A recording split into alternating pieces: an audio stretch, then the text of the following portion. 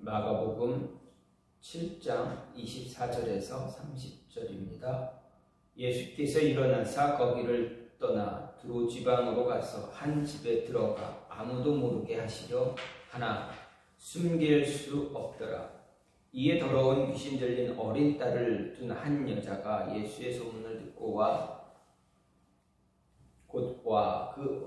그 발 아래 엎드리니, 그 여자는 헬라인이요 스로보니게의 족속이라.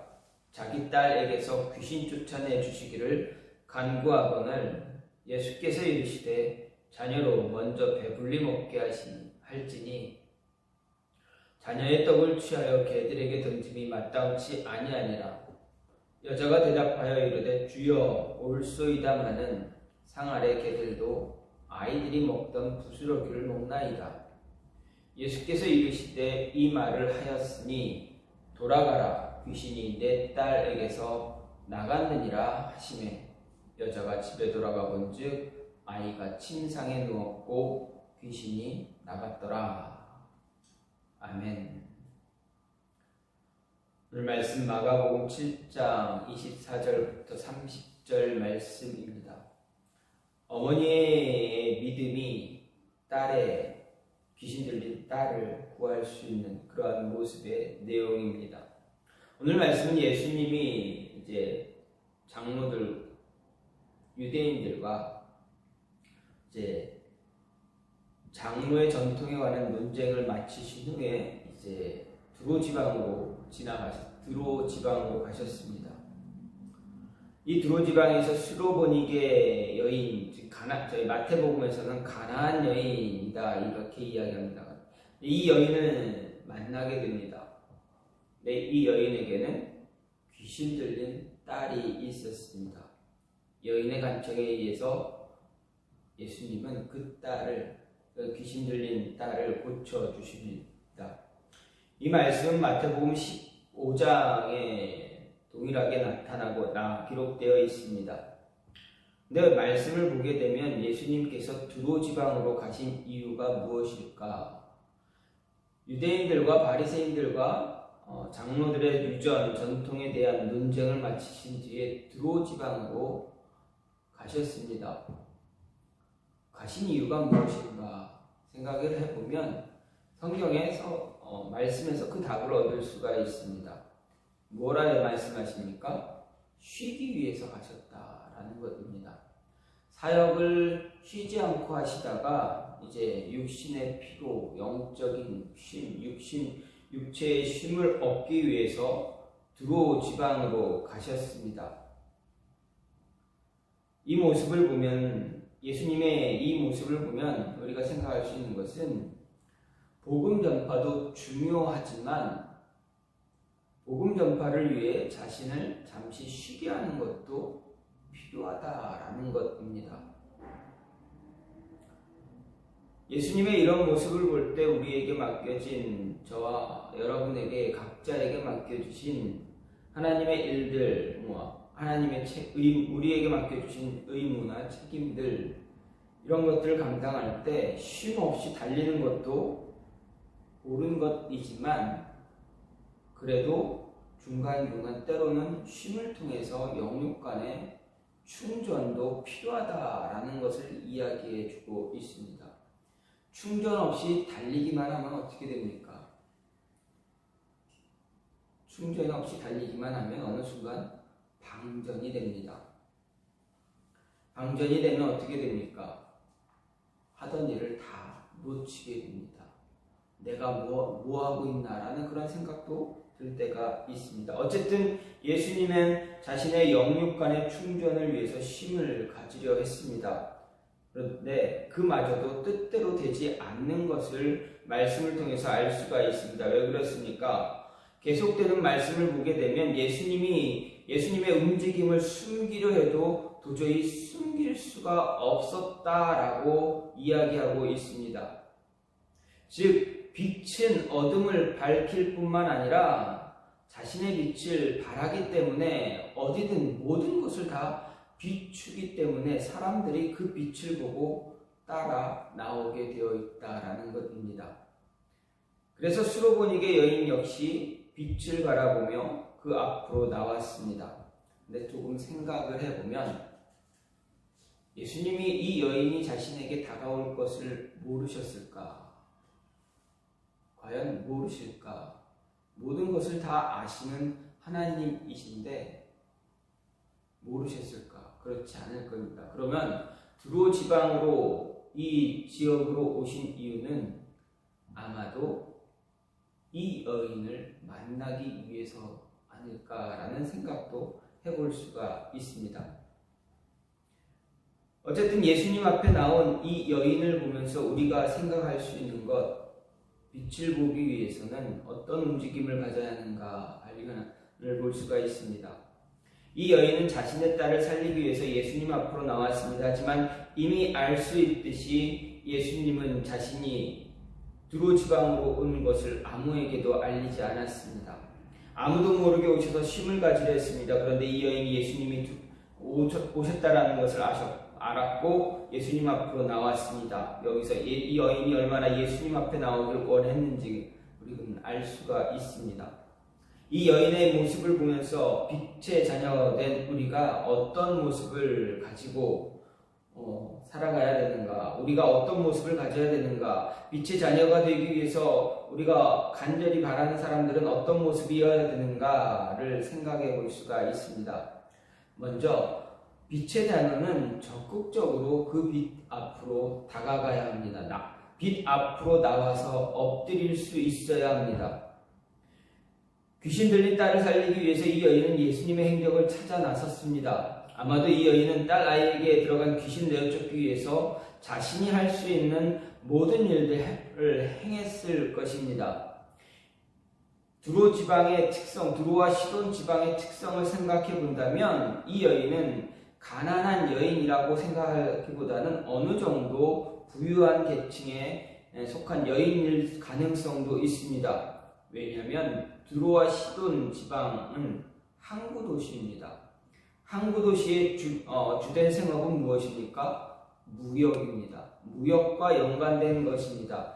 때문에 무역으로 생업을 하는 가정은 유복함을 누리는 가정들이었습니다. 그래서 이 여인 역시도 딸을 고치기 위해서 여러 가지 방법을 동원해 보았을 것이다 생각할 수 있습니다. 하지만 어떻습니까? 사용했던 모든 방법은 뜻대로 되지 않았습니다. 결국 이 여인이 내린 결론은 소문으로 듣던 예수님을 만나야 되겠다라는 그런 모습이었습니다. 그래서 예수님의 행적을 수소문했을 수 있습니다. 다행히도 예수님이 두로 지방으로 오셨습니다. 그 이의 소식을 듣고 예수님께 찾아 나왔습니다. 잠시 쉼을 통해서 자신의 사역을 재정비하려는 예수님을 찾아간 이 여인은 예수님을 보자마자 나와서 소리를 지르며 자신의 딸을 구해달라 합니다. 얼마나 소리를 질렀는지 제자들이 예수님께 다가와서 부탁합니다. 예수님, 제발 저 여인을 좀 어떻게 해주십시오. 그때 예수님은 이 여인에게 너의 이야기를 들을 수 없으니 그냥 가라고 이야기하십니다. 매몰차게 여인을 물리치십니다. 하지만 어떻습니까? 이 여인 돌아가지 않고 지속적으로 예수님을 붙잡습니다. 지금 이 여인의 생각 속에는 무엇입니까? 예수님 아니면 답이 없다라는 것입니다. 자신에게 놓인 문제를 해결하기 위해서, 딸 아이를 구하기 위해서 귀신 들린 딸 아이에게 그 귀신을 내쫓기 위해서는 예수님 아니면 답이 없다라는 것입니다. 그렇기 때문에 이 여인은 예수님께 나왔습니다. 이 여인을 보면서, 이 여인의 모습을 보면서 우리는 우리 문제를 가지고 얼마나 예수님께 간절한 마음을 가지고 나오고 있는가 한번 생각해 보게 됩니다. 딸 아이의 목숨이 달려있기 때문에 이 여인은 모든 것 내려놓고 예수님 발 앞에 꿇어 엎드렸습니다. 여러분, 누군가 발 앞에 꿇어 엎드렸다라는 것, 그것은 이미 자신의 모든 것을 내려놓았다라는 의미가 됩니다. 자신의 생각, 자신의 권위, 지위, 체면, 이 모든 것 다 포기하고 그 앞에 무릎 꿇었다라는 것을 의미합니다. 이 여인의 이런 적극적인 모습을 예수님은 보았습니다. 그럼에도 여인의 요구를 들어주지 않았습니다. 오히려 여인을 개취급하면서 돌아가라 말씀하십니다. 하지만 이 여인은 어떻게 합니까? 포기를 몰랐습니다. 지금 이 순간이 아니면 다시는 이 기회를, 더 이상 이 기회를 붙잡을 수 없다 생각했기에 무릎을 꿇지 않을 수가 없었습니다. 모든 것 내려놓고 모든 것 포기하고 예수님 발 아래 무릎을 꿇었습니다. 빛의 자녀의 삶은, 빛의 자녀가 되기, 하나님의 자녀가 되기 위해서라면 이처럼 발버둥 놓칠 수 있는 그러한 적극적인 행동이 필요하다라는 것입니다. 문제 해결하기 위한 적극적인 모습이 우리에게, 저와 여러분에게 분명히 필요합니다. 어떻게 하면 이 문제 해결할 수 있을까 고민하며 발품도 팔아가면서 방법 찾아야 합니다. 그래야 해결의 실마리를 찾을 수가 있습니다. 얽힌 실타래를 풀 수가 있습니다. 제가 어제 차를 세차하러 가다가 세차하러 가려고 차를 탔을 때, 시동을 켰을 때 늘 극동방송이 켜있길래 그때 갑자기 익숙한 목소리의 목사님 한 분이 설교를 합니다. 사랑의 교회 오종현 목사님 설교입니다. 거의 막바지의 설교였는데 그 목사님이 이런 얘기합니다. 부흥을 경험해 본 자만이 부흥을 위해서 간절히 기도한다 이야기합니다. 부흥을 경험해 보지 못한 사람은 부흥을 위해서 기도하지 않는다 말합니다. 교회의 부흥을 경험했던, 자신의 개인적인 어떤 영적인 부흥을 경험했던, 부흥을 맛본 사람만이 하나님께 붙잡혀서 간절히 외치고 부르짖는다라는 이야기입니다. 이 말을 다시 말하면 예수님을 만난 사람만이 간절함을 가지고 예수님 만나기 위해서 발버둥 칩니다. 또 다른 말로 말하면 예수님 앞에 나와 문제 해결을 받아본 사람만이 예수님께 자신의 문제 내려놓고 적극적으로 발버둥 칠 수 있다라는 얘기입니다. 여러분 혹시 기도하면서 예수님께 모든 것 다 내려놓고 기도하면서 여러분 안에 있는 문제 해결받은 경험이 있으십니까? 그 경험이 있으시면 그것을 생각하고 그 모습대로 다시 기도해야 우리에게 주어진 문제를 해결할 수 있다라는 것입니다. 그저 생각만 하고 고민한다고 문제는 해결되지 않습니다.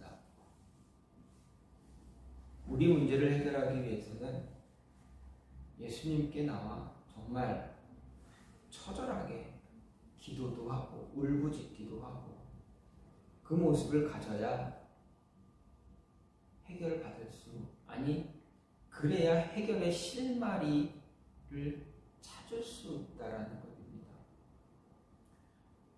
몰라서 안 주시겠습니까? 몰라서 문제 해결 안 해주시겠습니까? 아닙니다. 적극적으로 예수님 앞에 나와서, 하나님 앞에 나와서 발버둥 치는 그 모습을 하나님은 원하신다. 우리가 얼마나 간절히 하나님 앞에 나와서 기도하는 모습, 그 모습을 하나님은 기뻐하시기 때문에 그렇습니다. 과거 이스라엘 역사 가운데 바사왕 아하수에로의 지배를 받았던 이스라엘, 그 지역으로 이주했던 유대인들, 그 유대인들이 아말렉 사람 하만에라는 사람에 의해 이 한 사람 때문에 몰살당할 위기에 처했습니다. 그때 왕후가 된 유대인 에스더는 이 문제 해결하기 위해서 적극적으로 하나님을 붙잡기로 했습니다. 그때 에스더 왕후 에스더가 한 말이 굉장히 유명한 말입니다. 누구나 다 아는 말입니다. 무슨 말입니까? 죽으면 죽으리라. 내가 규례를 깨고 나갔을 때 왕이 나를 죽이면 그냥 죽겠다. 내 몫을 다 내려놓고 나가겠다. 한 말입니다. 3일 금식을 선포하고 모든 유대인들이 자신을 위해 함께 금식해달라고 부탁하며 중보기도하며 나갔습니다. 그 결과 어떻게 됩니까? 유대인들은 구원을 받았고 대신 유대인들을 몰살시키려 했던 하만과 그의 일가족 그리고 그와 함께 음모에 동참했던 모든 사람들이 몰살당했습니다. 규례를 어기면서까지 적극적으로 행동했을 때 문제가 해결되었다라는 것입니다. 꼭 하만만이 아닙니다. 아니, 에스더만이 아닙니다. 유대인만이 아닙니다. 우리가 잘 아는 다윗 왕도 하나님 앞에 나와서 자신의 문제를 해결하기 위해서는 정말 처절하게 기도를 했던 모습을 우리는 알 수가 있습니다. 사울왕에게 쫓길 때 그가 얼마나 고통받으며 하나님 앞에 얼마나 애걸복걸했습니까? 자신의 아들에게 쫓겨 도망가면서 얼마나 하나님께 울부짖었습니까? 하나님이 몰라서 하나님이 일부러 그렇게 하셨습니까? 그렇지 않습니다. 성경은 분명하게 빛의 자녀들만이 그 빛 앞으로 나올 수 있다 말하고 있습니다. 빛의 자녀가 되지 못한 자는 아무리 많은 사건이 있더라도 그 빛 앞으로 나올 수 없습니다. 아니, 나오지 않습니다. 세상 사람들 많이 보십시오. 우리 주변에 많은 사람들 우여곡절 이야기를 들으면 우여곡절이 얼마나 많은 사람들이 얼마나 많습니까? 근데 정작 우리가 같이 손을 내밀며 예수님 앞에 가자, 하나님 앞에 가자 라고 할 때 우리의 손을 붙잡고 다들 같이 나옵니까? 그러지 않습니다. 우리가 내미는 손을 뿌리치고 맙니다. 빛의 자녀만이 그 빛 앞으로 나오게 됩니다. 그렇다면 빛의 자녀된 우리가 빛 대신 예수님 앞에 나올 때 어떻게 나야 됩니까? 적극적으로 간절함으로 나와 주님께 모든 것 내려놓아야 합니다. 그것을 기대하시고 그것을 기다리신다라는 것입니다. 두 번째로는 어떤 어려움이나 수모를 당해도 인내할 수 있어야 한다라는 것, 참고 인내할 수 있어야 합니다. 오늘 말씀을 보면 이 여인은 자신의 귀신 들린 딸 살리기 위해서 예수님 앞에 나와 무릎을 꿇고 간절히 딸을 살려달라고 애원합니다. 하지만 예수님은 이런 여인에게 어떻게 하십니까? 정말 매몰차게 거부의 답변을 주십니다. 바로 이 여인을 괴취급하십니다. 쫓아내려 하십니다. 그런데 생각해보면 예수님의 이런 행동 쉽게 이해할 수가 없는 행동들입니다. 왜 그렇습니까? 예수님은 어디를 가시든 상관하지 않고 자신 앞으로 나온 모든 사람들에게 치유를 주셨습니다. 은혜를 허락해 주셨습니다. 그들이 요구했던, 부탁했던, 기도했던 모든 기도를 바랐던 모든 것들을 다 들어주신 분이 바로 예수님입니다. 아니, 예수님 발 앞에 나오지 못하더라도 누군가가 다가와서 예수님께 간절히 간구했을 때 그 간구를 다 들어주셨습니다. 그래서 백부장이 자신의 하인을 위해서 예수님 찾아왔을 때 예수님은 치료해 주셨습니다. 그래, 내가 너희 집에 가서 치료해 줄게 했을 때 백부장 무엇라 얘기합니까? 아니, 여기서 말씀만 해주세요. 그럼 나을 겁니다. 예수님이 말씀하셨습니까? 안 하셨습니까? 하셨습니다. 치료해 주셨습니다. 유대인과 헬라인을 구별하지 않고 남녀노소 구분하지 않고 자신에게 나온 모든 사람들에게 은혜를 허락해 주셨습니다. 그런데 지금 이 순간 수로보니게 여인에게 그 행동을 하지 않고 있습니다. 지금까지 보여주셨던 행동과 정반대의 모습을 보여주고 계십니다. 단지 자신이 쉬기 위해서 왔는데 그 쉼을 방해했다고 보복하는 마음으로 여인을 문전박대했습니까? 아닙니다. 왜냐하면 지금 예수님을 찾아온 모든 더 많은 사람, 또 다른 사람들이, 많은 사람들이 있었기 때문입니다. 그 모든 사람들도 다 문전박대해야 쉼을 쉬러 왔는데 쉬지 못하게 하니까 이렇게 하셨구나 라고 생각해 볼 수가 있습니다. 단지 쉼을 방해했기 때문에 그렇다고 한다면 모든 사람들 다 내쳤어야 했습니다. 예수님이 이 여인에게 이런 모습을 보인 데는 분명한 이유가 있습니다. 그 이유는 이 여인을 통해서 유대인들에게 말씀하시고자 하는 것이 있다라는 것입니다. 예수님의 말씀에서 그것을 알 수가 있습니다. 하나님의 은혜가 누구에게 먼저 있느냐, 누구에게 먼저 가느냐, 바로 유대인들입니다.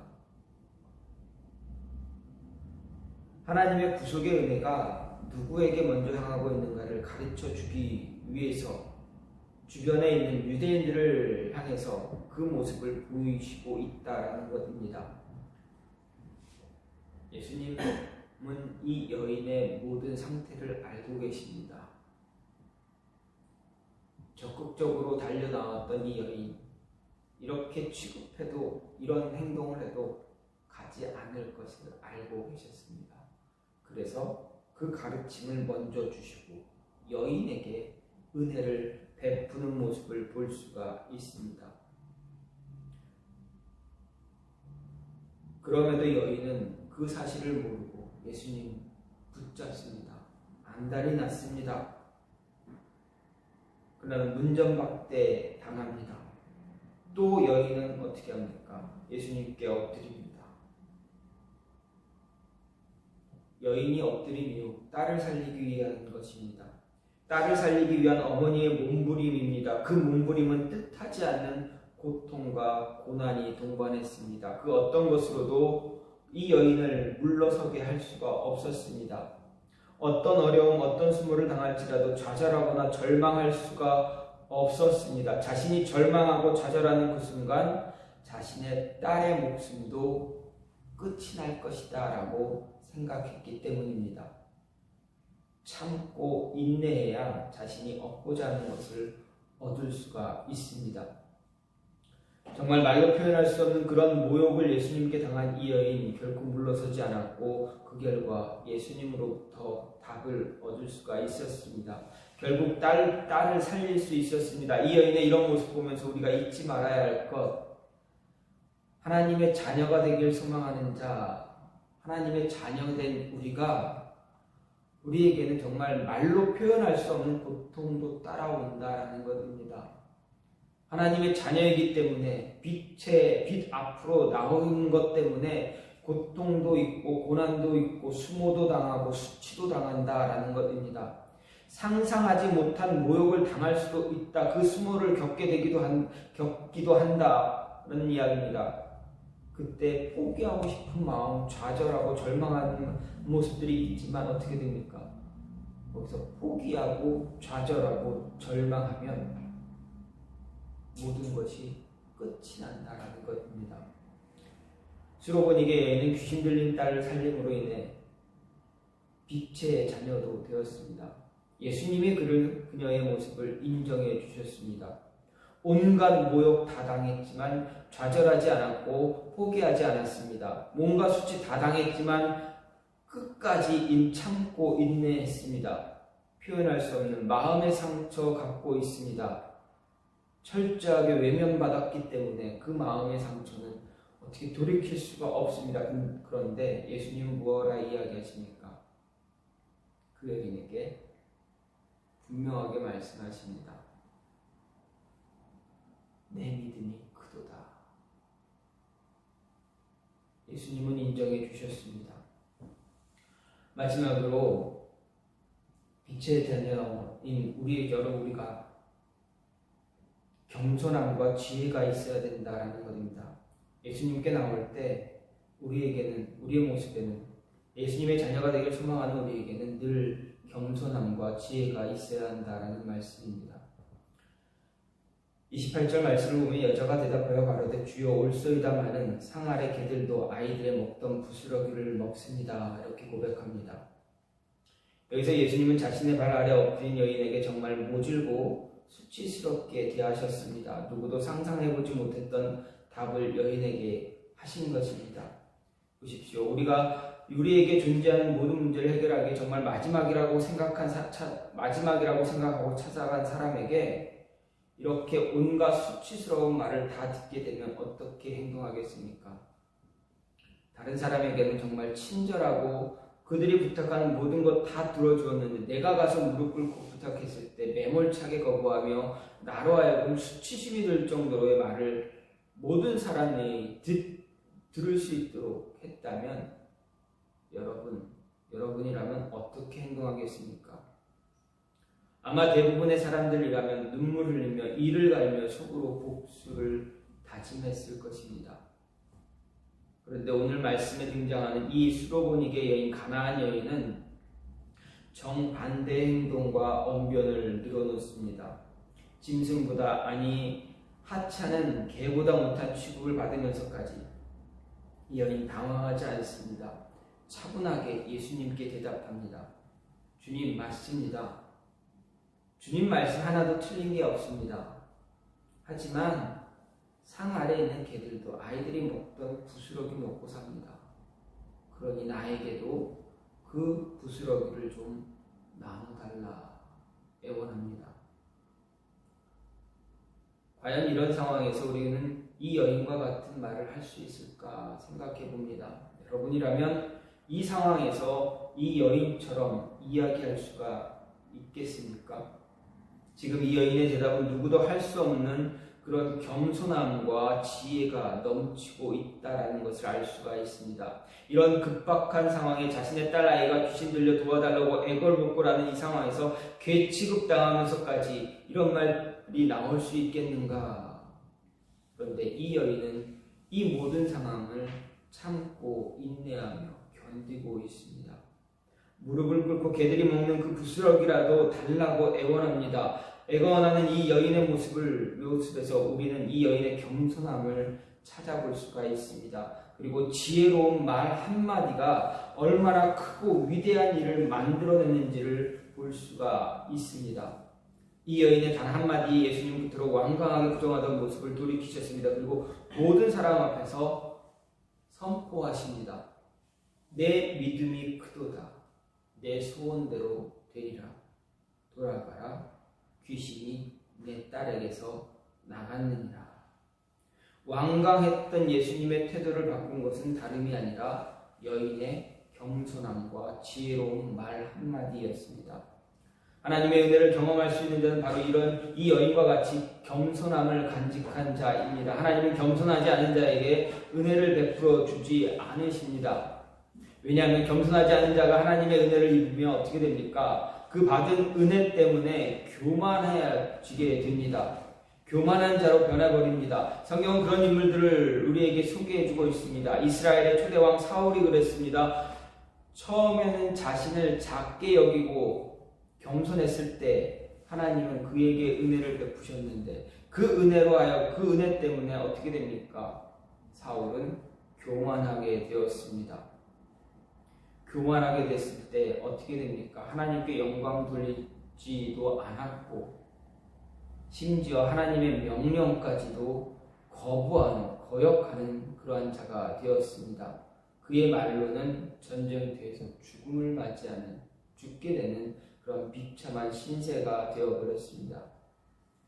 또 하나님 자신에게 부어주신 은혜에 감사하지 못한 고라 자손에게 어떻게 하십니까? 그들이 모세를 대적했을 때 산채로 음부에 던져짐을 당했습니다. 하나님의 은혜를 망각하고 교만해서 제사장의 고유한 직권을 범했던 우시야 왕도 문둥이가 되어버렸습니다. 느부갓네살 왕도 마찬가지입니다. 하나님의 은혜를 자신의 능력으로 착각했던 교만함 때문에 어떻게 됩니까? 문둥병이 돼서 궁궐에서 쫓겨나 광야에서 지냈던 모습도 있습니다. 교만함으로 하나님의 영광을 가로챈 헤롯은 어떻게 됩니까? 벌레에 먹혀 죽음을 당합니다. 하나님은 오직 겸손한 자에게 은혜를 허락해 주십니다. 그래서 베드로는 말합니다. 젊은 자들아 이와 같이 장로들에게 순복하고 다 서로 겸손으로 허리를 동이라. 하나님이 교만한 자를 대적하시되 겸손한 자들에게는 은혜를 주신다라고 베드로전서 5장에서 말하고 있습니다. 겸손한 자 되어줘야 됩니다. 여러분 겸손한 모습 유지하시기 바랍니다. 교만한 자 되지 마시기 바랍니다.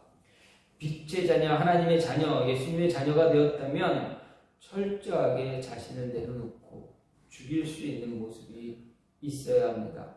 겸손함으로 참고 인내하며 지혜로운 모습 간직해야 한다라는 것입니다.